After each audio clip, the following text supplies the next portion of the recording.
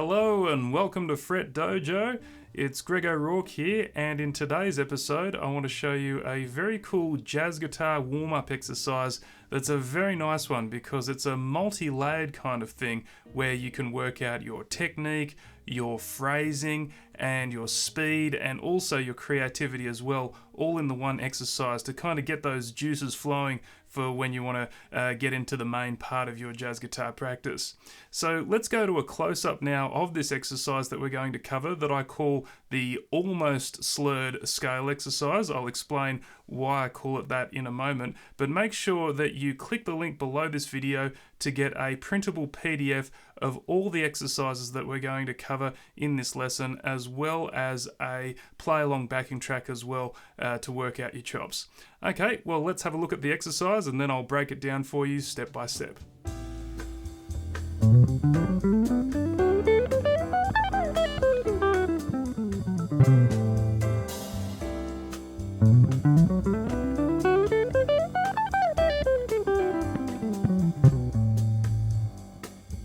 Alright, so that was the complete exercise. Don't freak out, it's not as hard as it looks. What I'm going to do now is break this apart for you step by step so that you can learn exactly how to do this at home.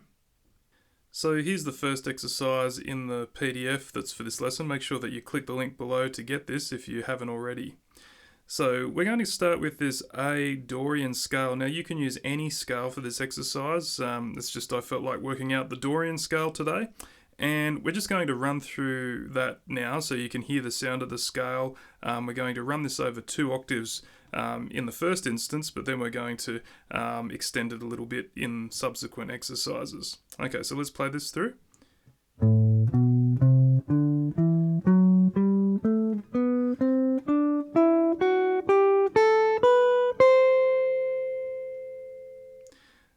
So this isn't the exercise yet, this is just the pattern that you should familiarise yourself with first. So now exercise 2, this is how I was getting that very smooth technique that I was demonstrating before over the full exercise. The trick with this, and a great teacher, Mike Price, showed me how to do this once, is to use hammer-ons but very selectively. So, you might have done exercises in the past where you slur or hammer on or pull off every single possible note that you can, and it kind of sounds like this. Okay, so that's kind of a cool thing to do sometimes, but it's more a special effect. I find that using slurs, which is basically hammer-ons or pull-offs, is more useful if you do it selectively. So only basically hammering between 2 notes out of every pattern on each string. Okay, so let's say with this first 3 notes here, we have A, B and C. Now I might choose to just hammer on between 2 of those notes. So in this case we're going to do hammer on between A and B, but then we'll pluck C. Okay, now this same pattern happens on the next string.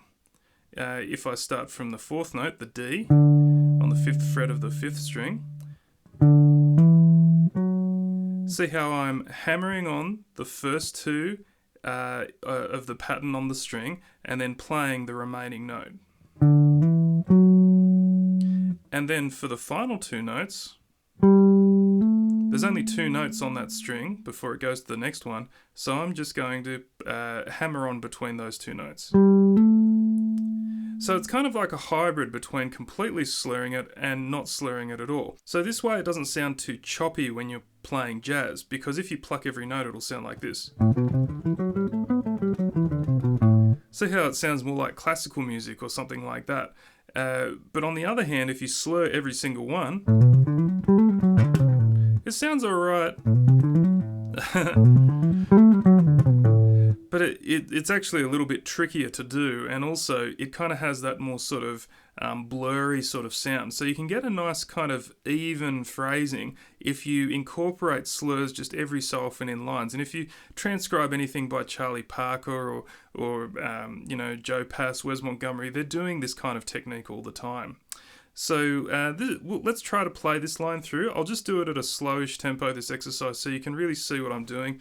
I'll try to get my plucking hand in shot as well. Now I'm using fingerstyle, but the same process applies with a pick. Doesn't really matter how you're plucking the strings.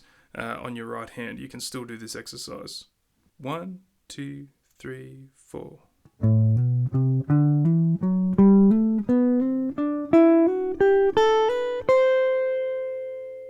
Let's do that again. 2, 3, 4.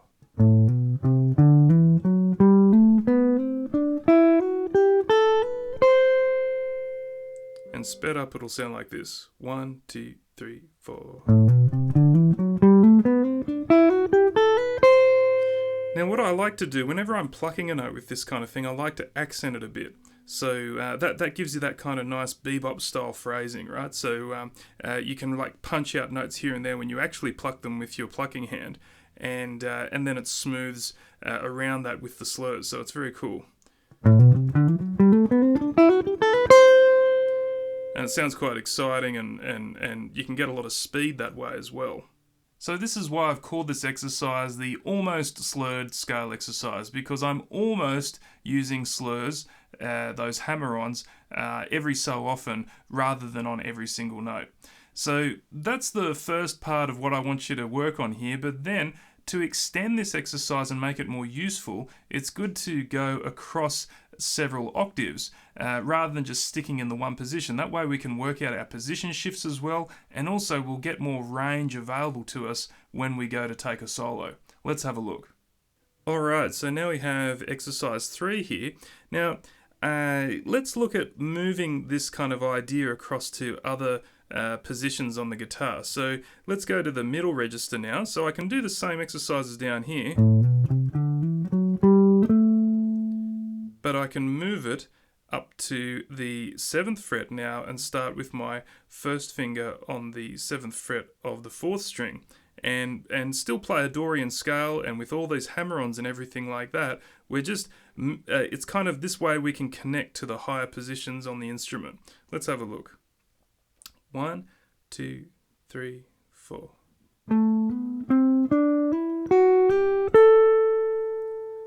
So you can see what I'm doing here. I'm hammering on the first note out of each of the patterns on each string. So there's a hammer on with this first connection here, then pluck the last one on that string, then move to the next string, hammer on the first two, and there's no more left on that string, so I'll go to the next string, hammer on the first two, pluck the last one.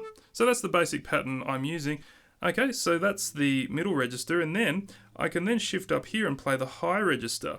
We're going to connect these together in a minute, but let's play this high one first. So this is the second bar on your screen here, starting with the A note on the 10th fret.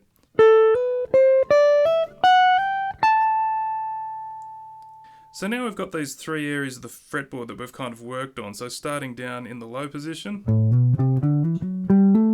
I played a few more in our first example, but what we're going to do now is move up to the middle position that's on your screen,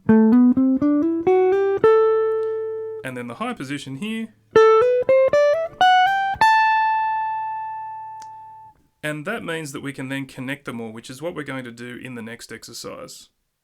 Okay, so this is one of the most useful ways that I find to play and solo in jazz, is to kind of move in this kind of more horizontal direction on the fretboard. Horizontal meaning as if you're looking at your left hand, kind of horizontally moving left and right from your field of view, whereas moving across the strings would be more vertical. So by moving kind of in this horizontal way, you get a full octave range of the instrument, which really brings a lot more interest to your soloing, simply having a greater range, because often people are playing lines and stuff like that, but it's always stuck in this single position, which means the range gets kind of boring after a while. So if you have a way to break out of that range and move up and down the fretboard, it can greatly increase your creative possibilities and your interest overall in your soloing. So this is why incorporating these position shifts is so useful. So let's play this now. I'll just play it slowly first. 1, 2, 3, 4.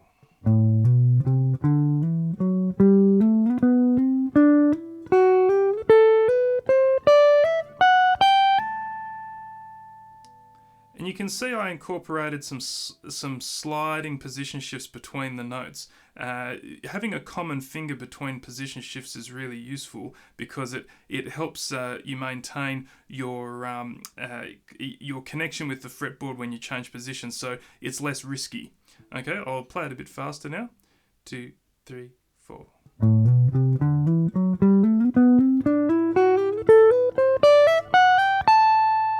So that's basically the first half of the exercise, using hammer-ons and a combination of position shifts to move all the way down from the low register of the instrument all the way right up high.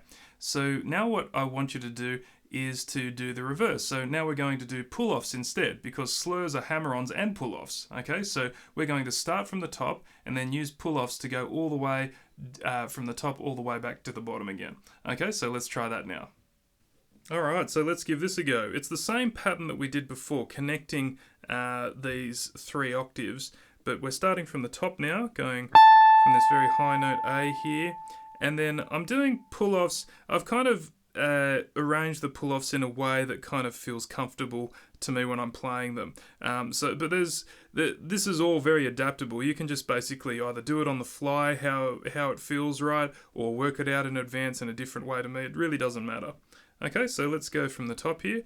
2, 3, 4.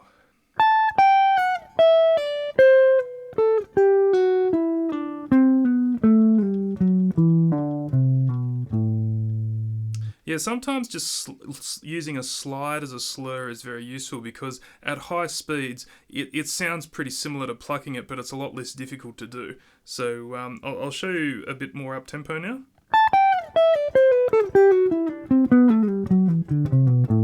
See how that slide, when I incorporated that, it kind of it still gave the same effect, but made it a lot easier to just nail the note. Okay, so now that we've got the ascending hammer-ons that we covered in the first few exercises, and now the pull-offs in the second half of the exercises, now we can combine them to make that full exercise that I was playing at the start of the lesson. What a great workout. So let's give it a go now. I might put on the backing track so that you can play along with this. So we'll go in after 4 beats.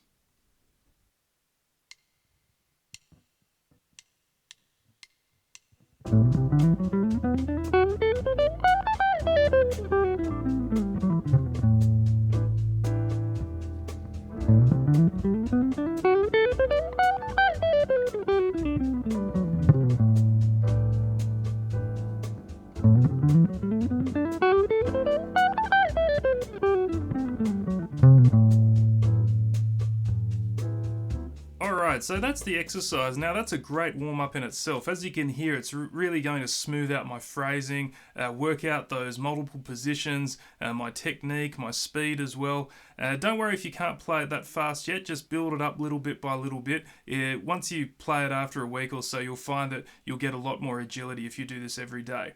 But what we can do now is actually use it as an improvisation exercise. So let's take the same backing track now and just play pieces of it up and down over the backing track, or work out some slurs in each of those registers. And even just with this simple idea, you can get a lot of creative juice out of it, and it's a great effect to incorporate in your solo as a kind of a flashy kind of effect. So let's give that a go now. So I'll put the backing track on as a bit of an example so you can get inspired to try this as well.